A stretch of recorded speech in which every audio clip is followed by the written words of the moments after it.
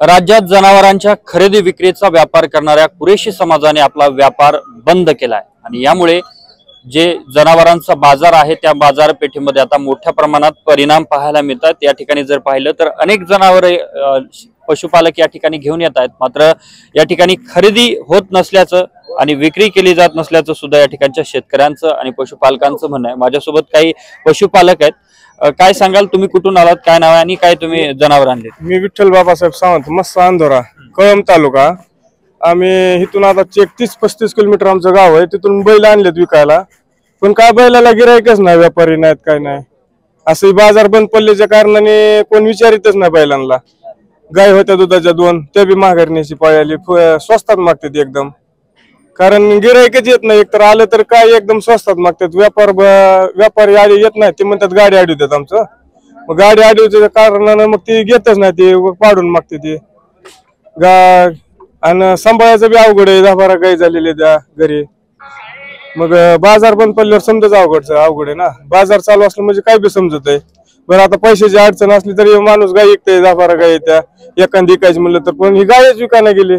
मग काय मागणी असेल, सुरळीत झालं पाहिजे ही बाजार चालू व्हावं लागते सुरळीत, पहिल्यासारखं आधी जसं चालू होतं तसं चालू व्हावं लागतंय। नक्कीच। आणखी काही पशुपालक या ठिकाणी आलेले आहेत। तुम्ही कुठून आलात आणि काय परिस्थिती आहे आता बाजारात? काय बैल माझा 50,000ला मागत होते, आज मागते 30,000ला।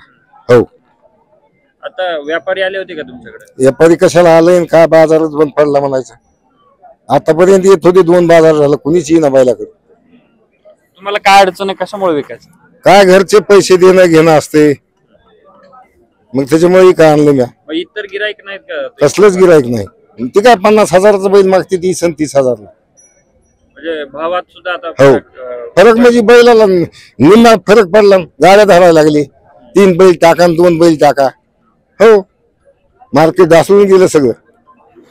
नक्कीच। सध्या जर बाजारातली परिस्थिती पाहिली तर कुरेशी समाजानं जनावरांच्या खरेदी विक्रीचा जो व्यापार होता तो बंद केल्यामुळे अशा प्रकारे या ठिकाणी परिणाम जाणवतात। एका बाजूला पशुपालक या ठिकाणी पशु घेऊन येत आहेत, जनावर घेऊन येत आहेत, मात्र त्यांना खरेदी करण्यासाठी व्यापारी या ठिकाणी जात नाहीत आणि दुसऱ्या बाजूला यामुळेच जे जनावरांच्या किमती होत्या त्या सुद्धा ढासळल्याचं या ठिकाणच्या पशुपालकांचं म्हणणं आहे।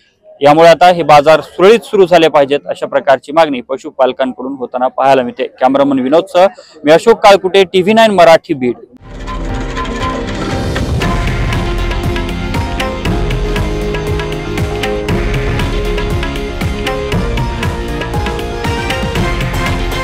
हे आहे देशातील नंबर 1 न्यूज नेटवर्क आणि आपण पाहत आहात TV9 मराठी, एकमेव।